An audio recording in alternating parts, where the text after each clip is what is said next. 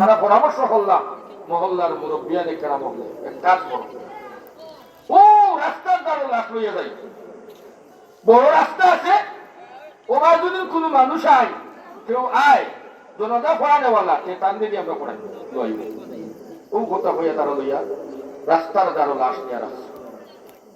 হঠাৎ দেখা যায় আল্লাহর একজন বান্দা গুড়ার উপরে সোয়ার হইয়া, মাথার মাঝে টুপি, মুখের মাঝে দাড়ি, লম্বা পাঞ্জাবি, গোড়ার উপরে সোয়ার হইয়া আল্লাহর বান্দা এইদিকে আইতে আসে।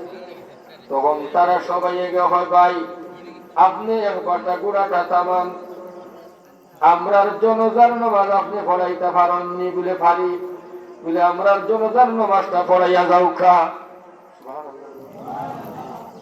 এটাই হয় না রে বাবা, আমার সময় নাই, আমার অফিসও যাইতাম, আমার টাইম দাঁড়িয়ে এর বাদে গেলে আমার চাকরি থাকতো নাই।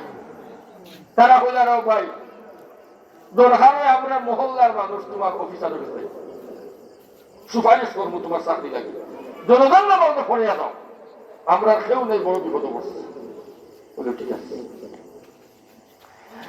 জনজার নামাজ ও আল্লাহর বন্দায় পড়াইছে, পড়ানির বাদে দাফন খাফনও শরীক হইছে, মাটি দেওয়া শেষ হইছে। তখন তো জারজারির বাড়ির দিকে রওনা। এই অফিস চাকরিয়ান বেটা গুড়া মারিয়া যে বেটা আইছিল জনজান নামাজ পড়াইছে, এই বেটাও তার চাকরির মাঝে অফিসও গেছে। যাওয়ার বাদে অফিসের গেটও গিয়া দারোয়ান ডাক দিছে, গেট খুলো। দারোয়ানে হইছে খে বলে আমি অমুক, বলে ইলা ঢোকা যাইতো না, টাইম গেছে গিয়া, তোমার আইডি কার্ড লগে আসেনি? তখন কইল আছে, আইডি কার্ড নাই, চতুর্দিকে তো ভাই আইডি কার্ড নাই, আর আইডি কার্ড না হইলে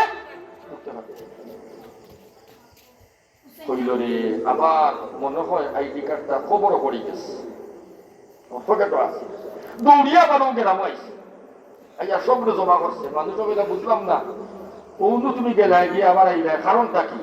বলে আমার আইডি কার্ড হইয়ান না, আমার চাকরি তো দারোয়ানে গেট খুলেন না, ঢুকাইলাম আইডি কার্ড নাই, সম্ভবত খবর পড়ে গেছে।